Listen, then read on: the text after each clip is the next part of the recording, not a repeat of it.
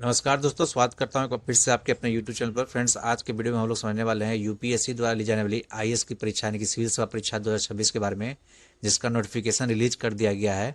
आप देख सकते हैं मई 2026 सीएससी कॉमन एग्जाम जो होने वाले हैं उसका नोटिफिकेशन यूपीएससी ने रिलीज कर दिया है और ये आपको आज 4 फरवरी 2026 से इसका एप्लीकेशन चालू होने वाला है।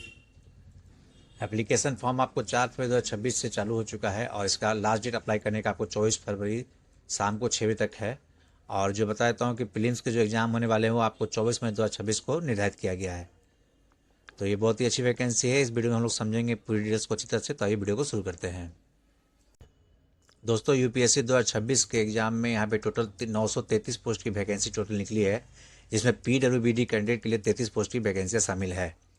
और इसका नोटिफिकेशन है जो आपको यूपीएससी के ऑफिशियल वेबसाइट पर रिलीज किया गया है। जैसे इसकी जानकारी मैं आपको प्रोवाइड कर रहा हूँ। एज लिमिट की बात करते हैं तो मिनिमम 21 साल होना चाहिए आपका और मैक्सिमम 32 ईयर्स होना चाहिए। जो कट ऑफ डेट है वो 1 अगस्त 2026 रखा गया है, यानी कि 1 अगस्त 2026 को मिनिमम आपका आयु 21 साल और मैक्सिमम 32 साल होना चाहिए। जन्म 2 अगस्त 1994 से पहले और 1 अगस्त 2005 के बाद का नहीं होना चाहिए। इस बात को ध्यान रखेंगे फॉर्म भरते समय।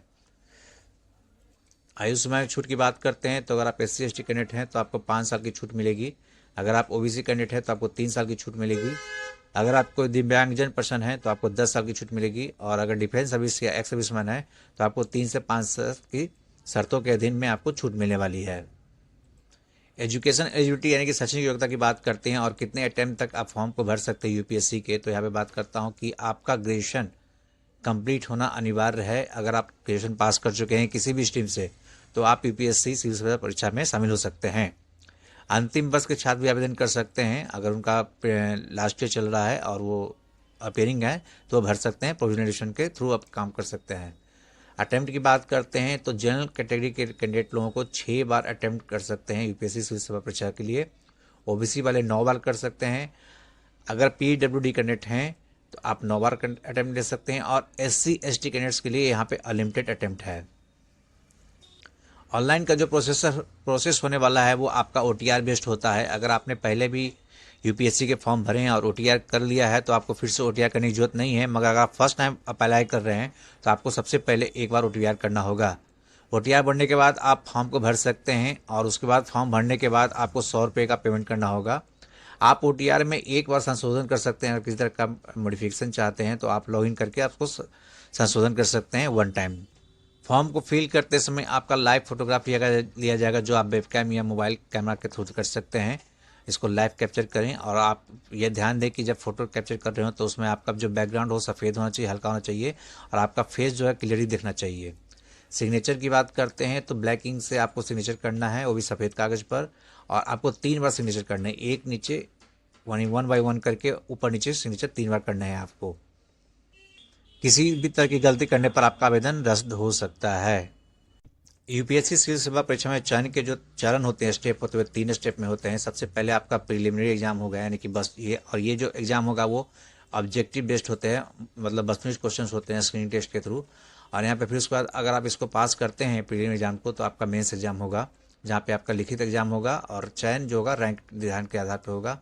उसके बाद आपका इंटरव्यू लिया जाएगा जो कि वर्बल होगा, व्यक्तिगत मूल्यांकन यहाँ पे होने वाला है। तो इस तरह से 3 चरण में आपका यहाँ पे सिलेक्शन होगा यूपीएससी के एग्जाम्स में।